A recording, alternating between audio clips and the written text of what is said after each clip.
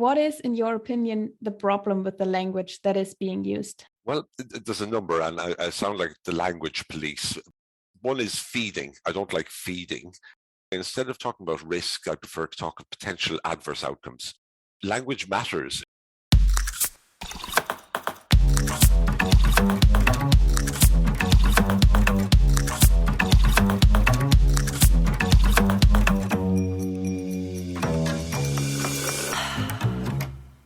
Hi everyone, and welcome to episode 4 on Dysphagia Matters, evidence-based talks with Julia and Jule.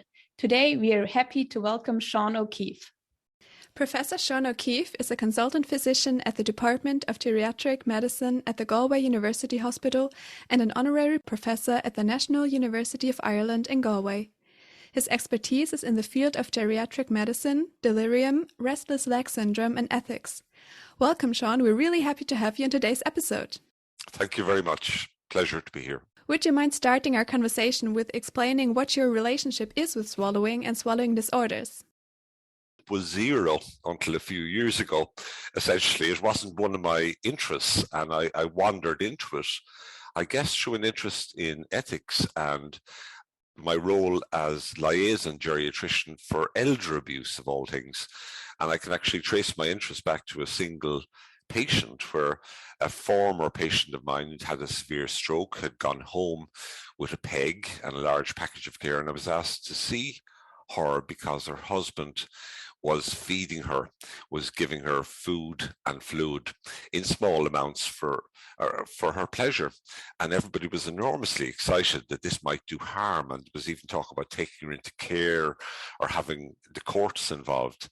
And first of all, it made no sense to me because this was a devoted carer. No harm had come of it. And I couldn't understand how everybody was so vehement and certain about something. I'm not a vehement, certain person myself. I prefer to dwell on the uncertainties of life. And once I started reading it, I was astounded and said, there's no rationale for this. There's a disconnect between the evidence of benefit from avoiding oral intake and the certainty which everybody held it in enormous fear of something might go wrong. And that started, I started reading and then I started writing. So that's how come I'm here. Wow, that is really interesting. And we are so glad that you are joining us today as our first guest outside of the area of speech and language therapy. I'm curious about your views on the topic as a physician. We invited you to this episode to discuss a paper that you have published in 2021.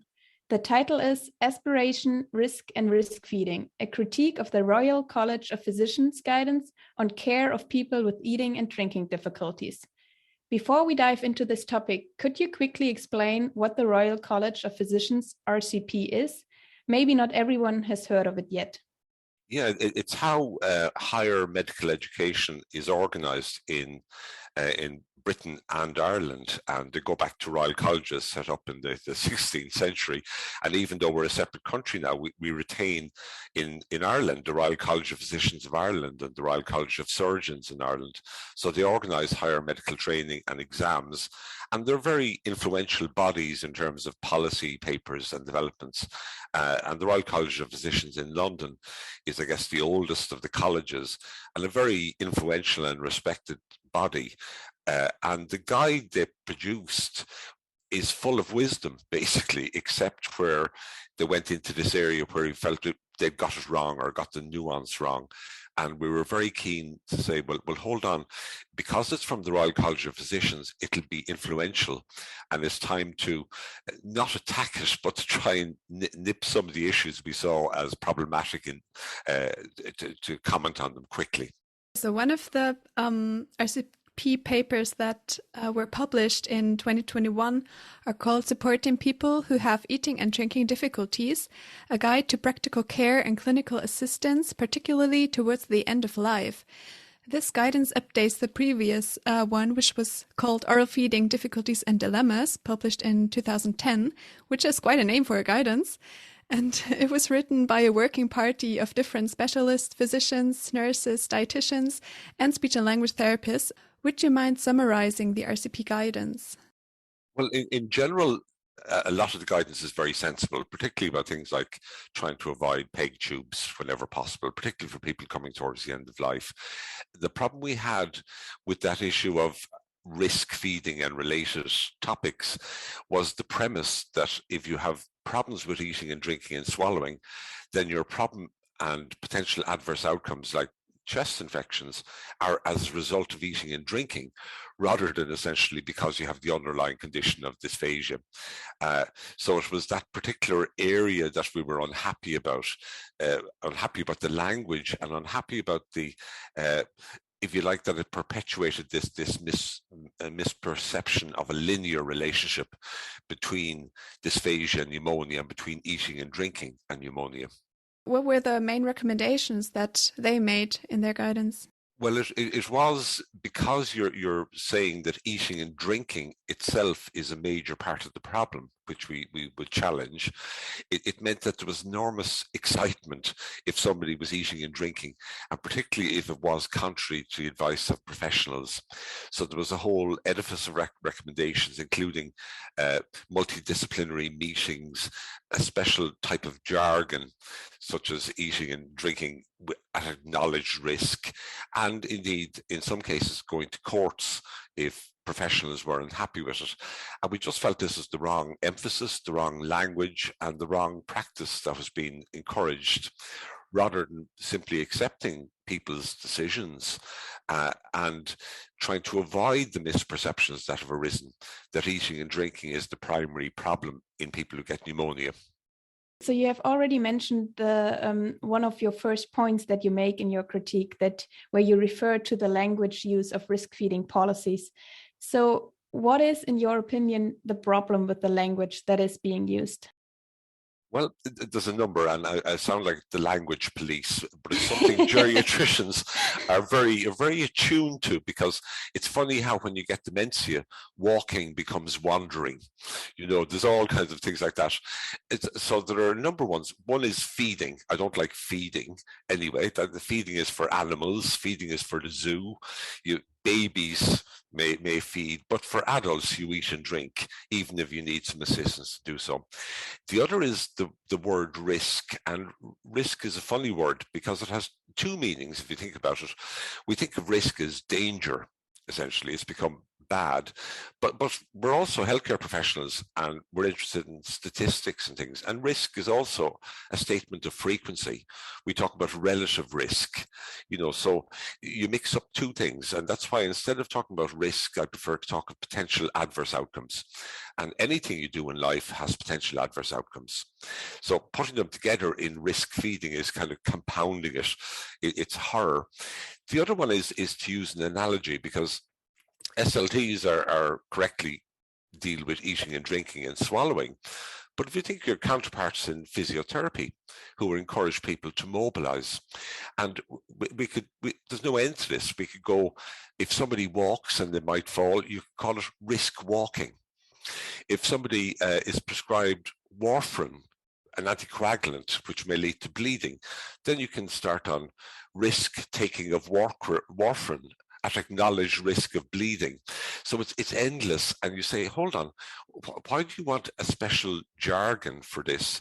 And why do you want it to highlight one particular aspect, which is potential downside of an intervention?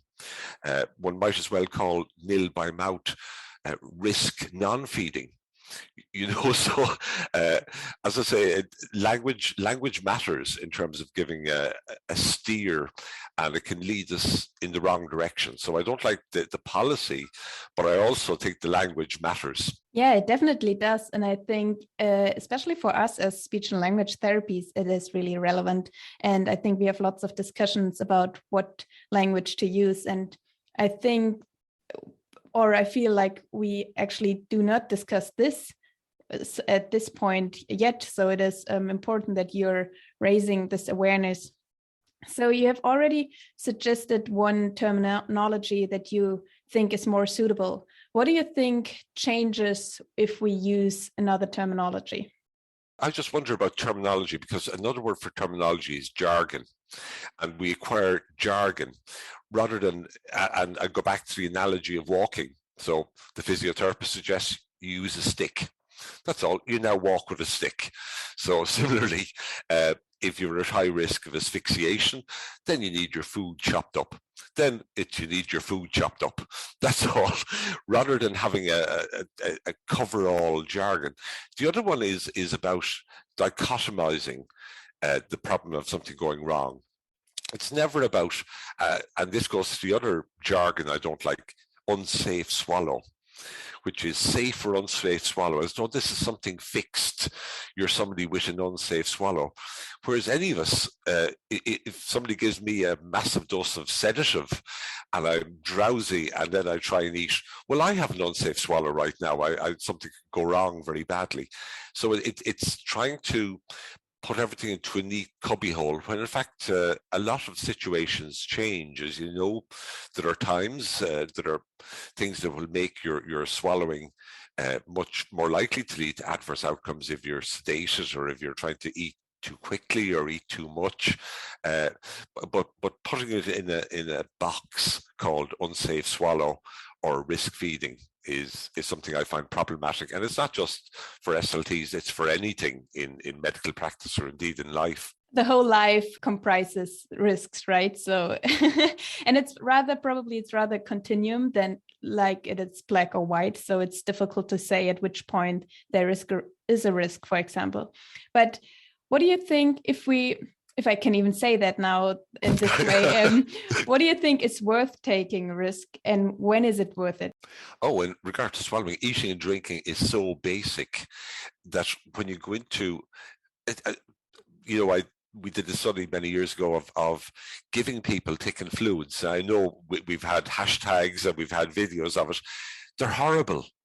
So you say, well, even if it was more likely to lead to chest infections, and that's actually not clear at all, it's perfectly understandable to somebody say, I'm not living my life like this. I am not going to drink thickened fluids for the rest of my life. That is just so horrible, so destructive of my quality of life. Get lost with your advice. And essentially, it's like if I recommend a medication and somebody says, I feel awful taking that, I'm not taking it. I don't agonize over it. I say, sorry, I prescribed it in the first place. I didn't mean to make you feel awful. So it's back to respecting people's choices. And of course, to add insult to injury, as we say, the evidence of benefit from thickened fluids is next to none. Which means, again, why would anybody in the right mind take it unless they themselves, and I accept that there are some people who prefer taking it because they like the better element of control, but it's not a matter of professional recommendation. It's always true shared decision making. It has to incorporate people's preferences as to what their values and goals are, and in particular to respect quality of life as much as any putative benefit in terms of quantity of life. I think that's a very important shift of perspective on this topic. And one of the main risks of concerns in the RCP guidance is unacceptable coughing. So out of your point of view, what is an unacceptable cough and who is defining this? Well, that's the point, isn't it? I actually fully understand. I give people water to drink and I'm horrified when it sounds like they're drowning in it. It's an awful sound to hear. But basically the unacceptability has to be to the person. And there's no denying dysphagia is a deeply unpleasant condition. But people themselves have to decide, does the pleasure of getting fluid and having my thirst quenched outweigh the problem of coughing and a choking sensation while taking it? So it's not for us to decide, it's for people themselves. And the idea that it's a professional who says, sorry, that's unacceptable to me, therefore you can't have that consistency. No, that's the wrong way around. You feel enormous sympathy, and I know SLTs will give advice and say, look, you can minimize it by taking it this rate and doing it this way and being upright. So by all means, give all the advice. But when it comes to coughing and the choking sensation, it's the person has to decide the balance of benefit and the balance of adverse symptoms, such as that sensation. I totally agree that patients should be included in this decision affecting their healthcare. What about patients who cannot give informed consent because they're cognitively not in the state to make that decision and might not fully comprehend the extent of it? Thinking of patients with dementia, for example, or delirious patients. It's true, but they're well able to convey their personal preferences anyway. Now, I accept there's a problem sometimes with people whose dementia is so advanced that they've taken something to drink, they've suffered enormous distress while doing that, but then have forgotten 5 minutes later. So that's a problem, but that's actually a relatively small group. For a lot of people, as you well know, they can convey whether or not they like what you're giving them. And in fact, the main way of conveying it is by not taking it and by reducing their food and fluid intake, which itself is enormously problematic, or indeed by turning their face away or making a face. So even there, you have to respect preferences. And in fact, if you don't respect preferences, you lead to somebody reducing food and fluid intake. And that's one of the problems with all modified texture diets, both food and fluid, is the greater risk of underhydration and undernutrition. And as you well know, these are prevalent, particularly in residential care facilities. And it's miserable when you think of it, that people, for fear of fluid going down the wrong way, are permanently underhydrated, at risk of acute kidney injury, and often miserable. And they're there on a hot summer day and they're not getting their thirst quenched because they're being given thickened fluids. I simply hate that thought. What do you think about the statement, coughing is always a sign of aspiration? Well, coughing is good, isn't it? We all cough sometimes. Something goes down the wrong way, you cough to protect your airway. So we're worse off without coughing than with coughing. So I don't see coughing itself as the enemy. I think that the metric has to be distress. And it's really, are we causing more distress by doing this or by doing that? We don't want to cause distress. People don't want to experience distress. And I think if we stick with distress as the main metric, while accepting there are some people who experience both distress and pleasure from, say, taking clear fluids. And that's a tough one. It's a tough one for them. But distress rather than coughing. So it depends on how much they're coughing and how acceptable they find it. And it's back to a person or a patient-defined metric rather than one imposed by professionals. And even if the patients can't express their distress verbally, we can still observe it. Yeah, I'm certainly not laissez-faire in saying, remember the old Coke ads where you turn back your head and you glug down 200 mils of Coke in the ads. That's certainly not going to be achievable as somebody who eats and drinks and swallows with difficulty.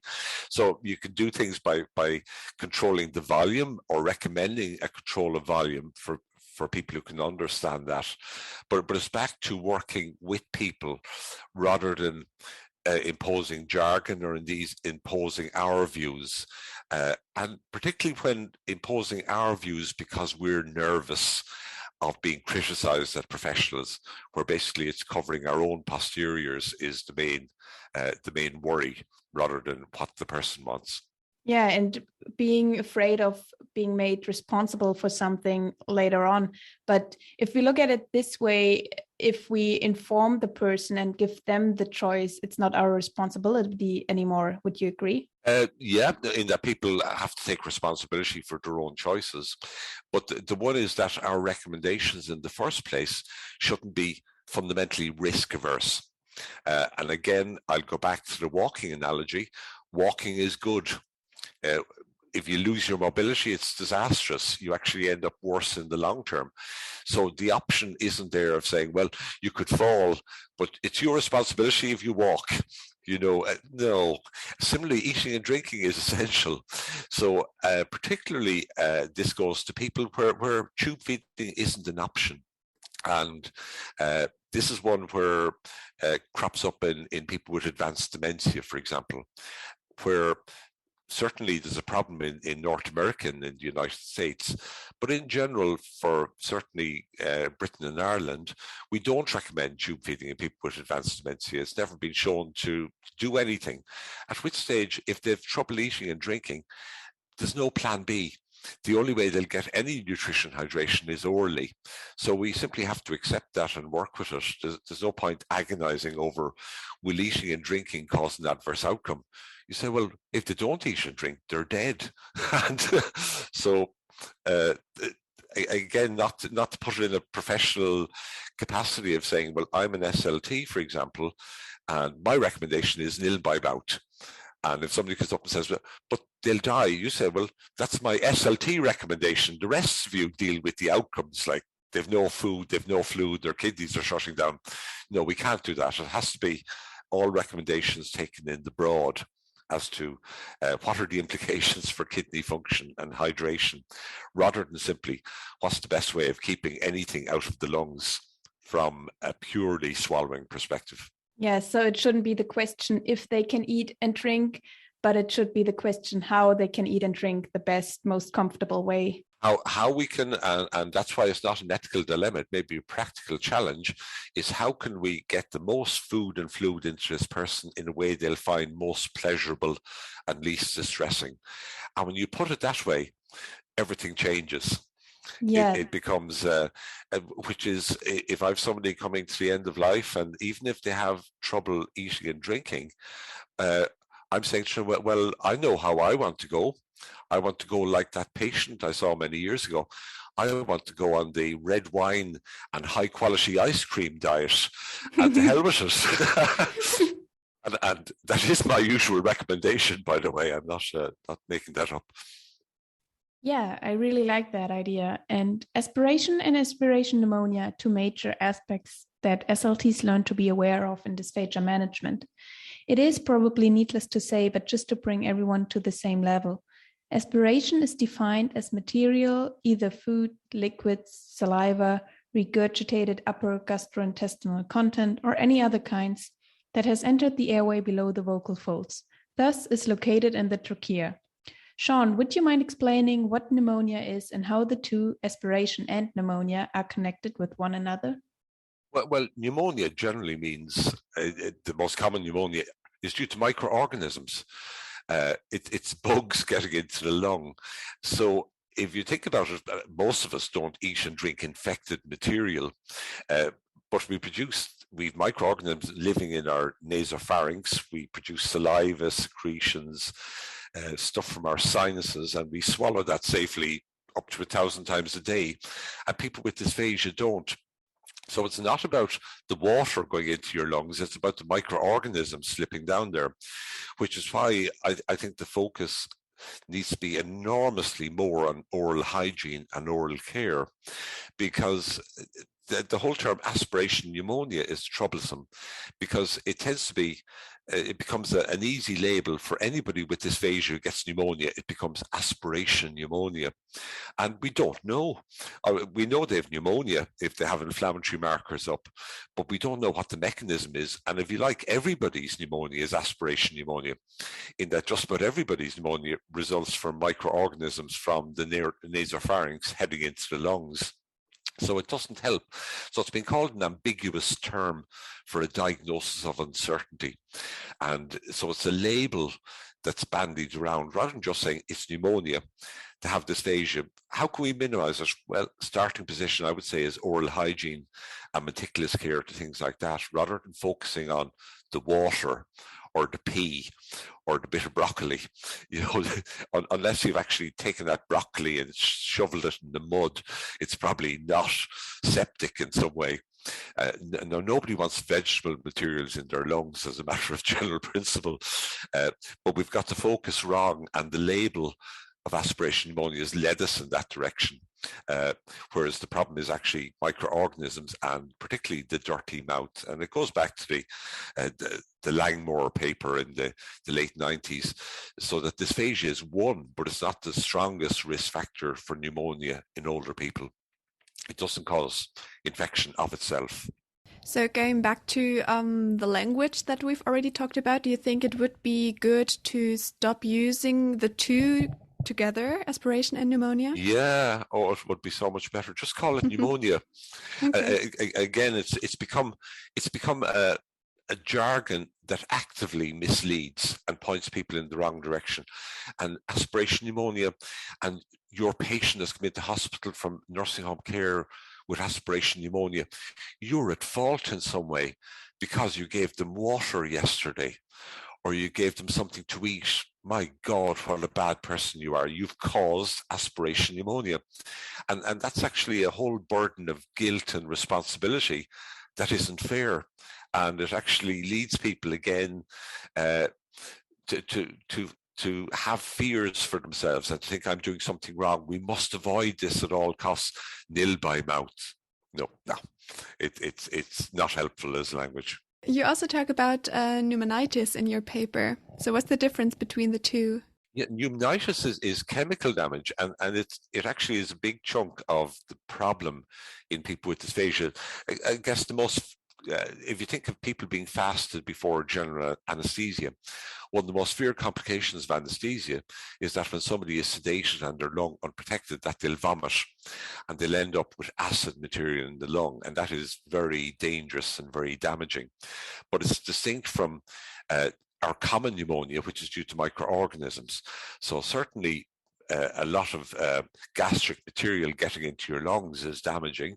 And we've people who, for example, have reflux disease where that happens chronically.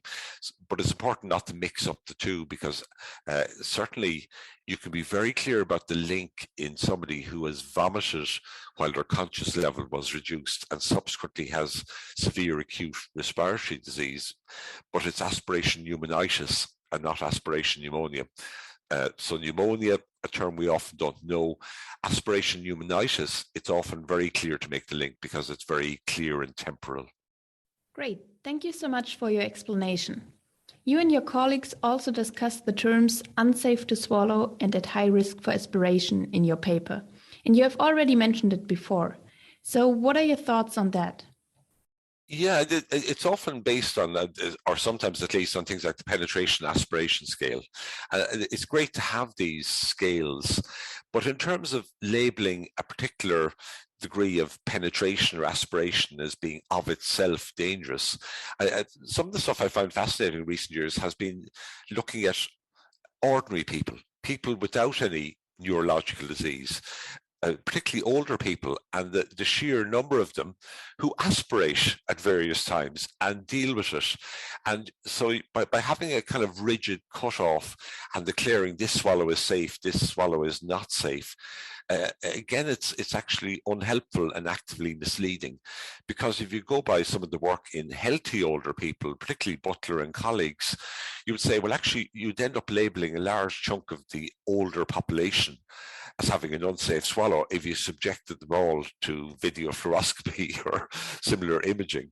So we need to be very careful about that language, because again, if you look downstream, and I mean, if you say you're an SLT, but somebody goes to residential care facility with a label of unsafe swallow, well, what's the poor nurse in residential care going to make of that?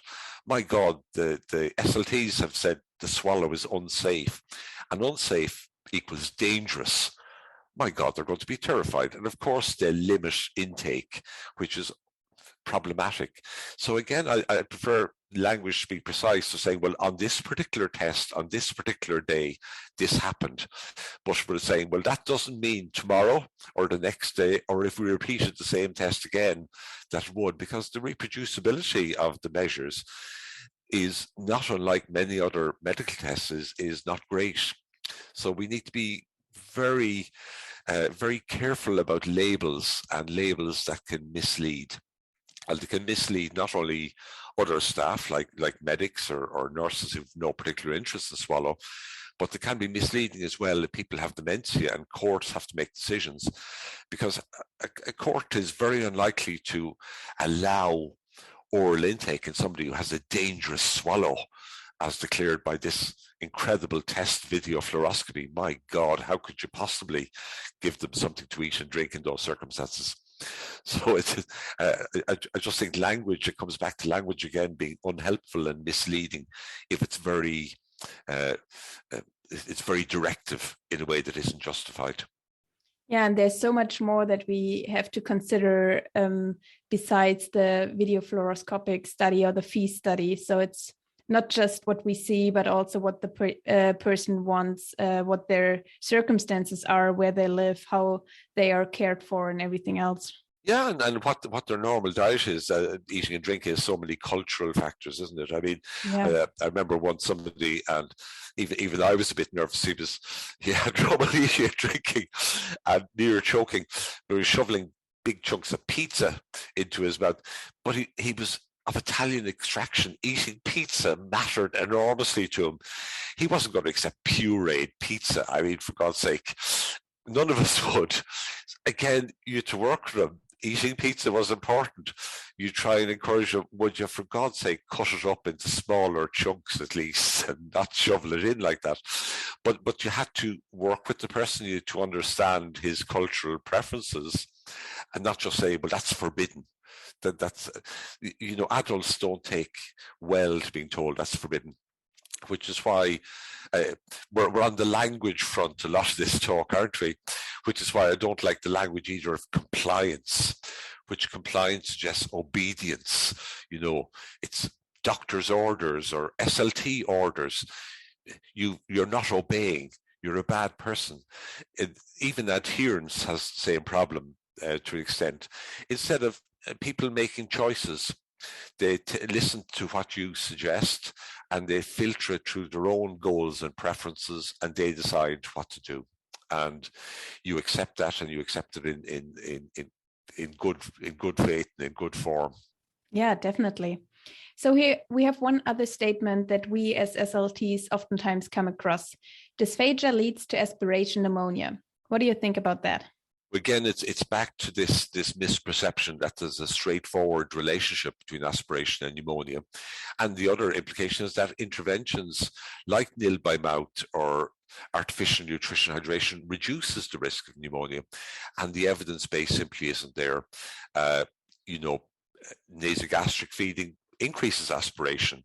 It's never been shown that peg feeding reduces the risk of subsequent pneumonia. So we need to be careful about acknowledging the limits of the evidence base. And it's not it's very hard to do randomized trials, but the only one in the territory of modified textures and diets goes back to the Robbins study. The study is called Comparison of Two Interventions for Liquid Aspiration on Pneumonia Incidence and was published in 2008 by Joanne Robbins and colleagues. You can find the link to the study in the show notes. And what happened there, and I appreciate they were using thicker fluids than one might now, but essentially once you started giving people so-called pudding consistencies, they got more pneumonia, longer lasting pneumonia. And that's often the question, because particularly for thickened fluids, it may reduce the volume of aspirate. But I know what I'd rather aspirate. If I'm going to aspirate something, I'd rather aspirate water than wallpaper paste. And again, the other fascinating papers in recent years has been belatedly doing animal research of saying what happens when you aspirate water thickened with the common thickeners. And certainly the results from the rats and rabbit studies, and we're not going to have a randomized trial in humans, has been they do much worse. They don't survive. They get more damage to the lungs if they actually aspirate thicker material. So there's so much we don't know. And again, that needs to influence the language with which we communicate with people, in that there's no grounds for communicating with certainty. It's one thing to say, you might try this, maybe this will feel better for you, maybe this will help, but saying things like, you must, we're absolutely certain, that's not justified. So again, we're back to language. If you're going to recommend something, you recommend tentatively in accordance with the evidence. And it is very much along the, you might want to try this, or we might give this a go. But if you don't like it, of course, I'll respect your decision not to take it anymore. Yeah, but it's so difficult to say, I'm not sure, or we don't really know, but this is what we do know what we can do. So just to express the uncertainty verbally to a patient, I think it's really difficult for lots of clinicians. Yeah, I just think that's something we have to get over. Yeah. It has to be. I'm perfectly happy saying you must take insulin to a type 1 diabetic. And I'm saying it on the absolute grounds that when I say you must, I mean you'd be a complete lunatic not to. You'll be dead in 2 weeks if you don't. That's the level you need for you must. As a surgeon will say to somebody who's ruptured their appendix, you must have surgery or you're crazy, you'll die. You don't get that in SLT. The only equivalent I can think of in people who eat and drink and swallow with difficulty is saying you must not shovel big chunks of steak into your mouth if you're somebody who's at high risk of choking and you've had previous episodes of near fatal choking. You're a lunatic if you do. Jesus Christ, stop that. You don't get to say that for other stuff. You really don't get to say that for puree or for thickened fluids. You're in a different level of evidence altogether. And I think that's important. It's not just for swallowing, it's across the board. If I'm suggesting a statin in somebody, I suggest a statin. And statins save life, except that, in fact, about 100 people have to take a statin for 5 years to save one life. Your individual chance of benefit is limited. If somebody won't take a statin, I don't agonize over it.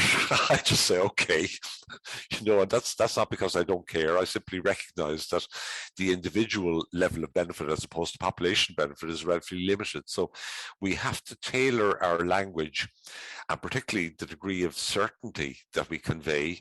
It has to reflect the evidence. And for a lot of modified texture diets, including both fluids and diets, that's very limited, and our language should reflect that. Speaking about the evidence that you've just mentioned, do you think that adverse pulmonary events should be investigated as an outcome in clinical trials?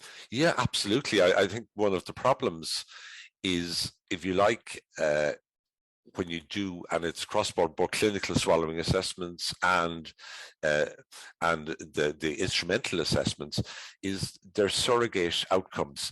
You're saying, look, I've looked at you under video fluoroscopy, and you're aspirating clear fluids, and you're aspirating much less on grade 2 or whatever it is, thickened. That's fine. What does that mean? Don't know, because we've no evidence that actually translates in the long term into adverse pulmonary outcomes. So yeah, it's staggering to think that there hasn't been further work, further randomized trials to follow up the Robbins work. There were flawed studies, but there were great studies, enormously hard to do, but they didn't exactly support the intervention with any kind of enthusiasm. And to say that if you want to keep recommending it, where's the planned follow-up trials? And the last time I looked, there were no register trials. There's no plans for it. There's nothing in the pipeline, which is staggering when you think of the number of people who received, say, thickened fluids. And it's a massive, massive number in many different settings. And to leave it hanging without the evidence, you say, well, actually, that's not good enough, really. So no, proper trials monitoring adverse outcomes, absolutely essential. There's still a lot to do in this. There is a lot to do.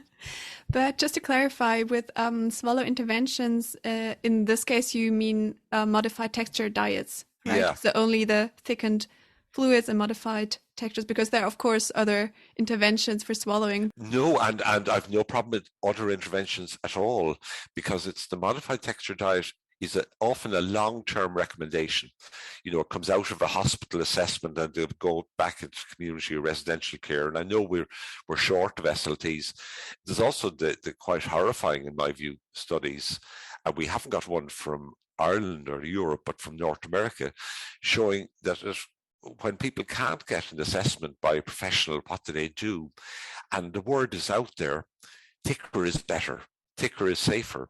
So that if you're a nurse in a residential care facility and you have somebody who coughs a bit while eating and drinking, you're thinking, well, I can't get an assessment, or I'll be months waiting for it. I'll put them on puree diet and thicken their fluids, without any guidance. And that's awful too, isn't it? That they're not getting any assessment. But I'm all in favor of all the other interventions, and an awful lot of it, you could say, is common sense about eating upright and taking your time. Except that common sense isn't all that common, so it's important advice. And similarly, I think some of the swallow rehabilitation stuff is excellent, and all in favor of it. It is simply modified texture diet as an often quality of life diminishing intervention. And that's where one needs to be very careful about advising something that comes with harms and where the evidence of benefit is limited. Yeah, thank you so much. Concluding in your paper, you state, the RCP guidance on risk feeding is likely to be influential and may be interpreted as an, quote, official, unquote, standard of care and encourage even more widespread adoption of risk feeding policies. We argue that the premises of the recommendations, in particular the lack of clarity regarding the nature, frequency, and severity of different risks, and the undue emphasis on aspiration as a risk and a potential cause of pneumonia, are flawed, and that the guidance promotes an unduly defensive approach to oral intake. What are your recommendations for clinicians working with patients with swallowing difficulties? To accept, first of all, horrible condition, and to work with them. And I go back to the statement, we want you to eat and drink as much as possible and have as much pleasure doing so, despite the problems imposed by dysphagia and underlying conditions. So I want them taken seriously. They really are. It's a horrible symptom, a horrible problem. And we need to be broader than modified texture diet as the answer to everything. And that means working together. I think that goes across the specialties, because I'm always astonished to find that the emphasis isn't given on oral care. And I know that's something that SLTs will emphasize, but it's getting across that actually, hold on, this is more important than obsessing about water going down the wrong way. It's also, and here I would be critical of medical care, in that we prescribe a whole bunch of medications without considering what impact it has on eating and drinking. So some of them are anorexigenic, and a large chunk of medications are anticholinergic. They dry out secretions. They make it harder to eat and drink properly, and they make it easier. A dry mouth is going to be a dirty mouth. So it's working, and it's what I would say to SLTs, to shout at your medical colleagues and say, for God's sake, would you review that pile of 20 medications and see what there could be impacting on eating and drinking, and what could make it easier for my patient to eat and drink more easily. So I think it's working together across it with a focus on minimizing medication, maximizing oral intake, maximizing pleasure, and clarifying our goals of care very quickly as to where do we hope to achieve it. Because in somebody with a chronic, progressive neurological condition, then swallowing is often only one of many problems. And clarifying where are we going with this. A lot of people will be very clear to say, I want as much pleasure, I want as much quality of life as possible. Again, that's helpful in deciding where we go and how we get there. Yeah, and the approach would differ so much in comparison to a young person post-stroke, for example, who has the potential to improve the functions. Yeah, I think that's correct, in that there are different decision nodes, aren't there, particularly in something like stroke. So I find it hard to get excited about anything being done in acute stroke, in that there's so much going on that if it turns out they're nil by mouth, they're in an environment where their hydration, nutrition is going to be monitored, and they can get fluids if necessary. But it becomes very different if somebody is after the acute phase and they're moving to rehabilitation. Well, then you're talking about a longer term. You're able to clarify the goals of care, and the prognosis is getting clearer. And again, you have a decision node if somebody is leaving rehabilitation, and you're saying, here is the plan, and it may well be the plan for the rest of your life.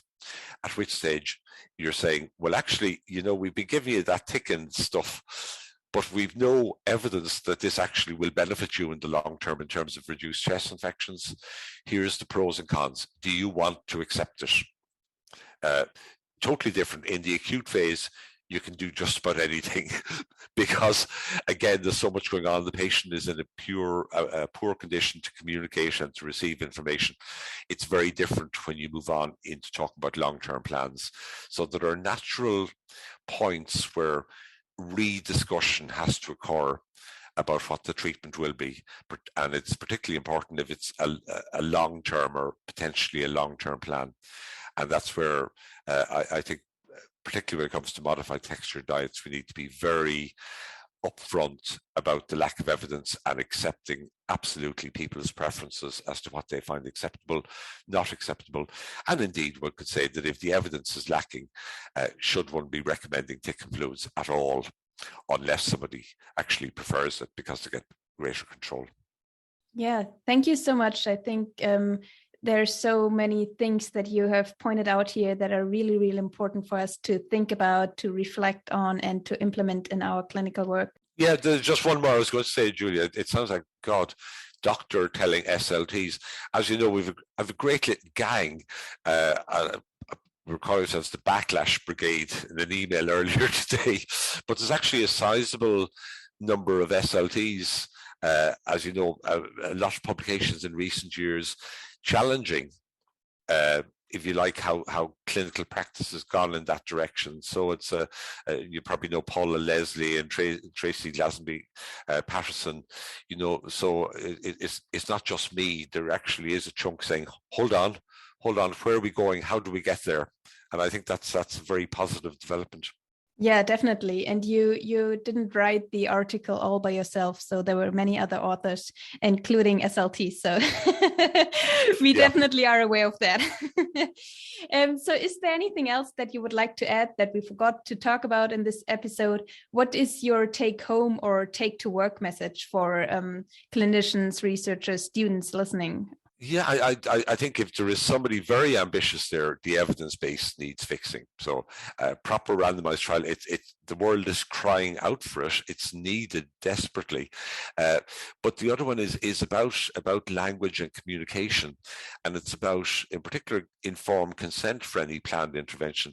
And I think there's actually a lot of things we don't know about routine clinical practice as to how it's done.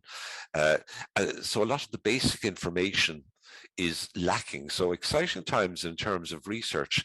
I also think that there's so much room for being truly multidisciplinary. And I mean by that across doctors and SLTs and nurses working together saying, how do we fix oral care? How do we optimize medications taking into account? So that there's a lot of ignorance and poor practice to be corrected. So I think exciting times in terms of improving things for our patients. Thank you so much. We really appreciate that you took the time for us today. We hope that you, our listeners, enjoyed this episode. If you would like to get in touch with us and stay informed about upcoming episodes, you can follow us on Instagram at Dysphagia Matters, on Twitter at DysphasiaPcast, or visit our website at dysphagiamatters.org. Thank you so much for listening. Thank you, Shaun, for coming on the show today. Take care, everyone. Lovely to talk, and hopefully we'll meet sometime. Yes, we would love to. Bye. Bye.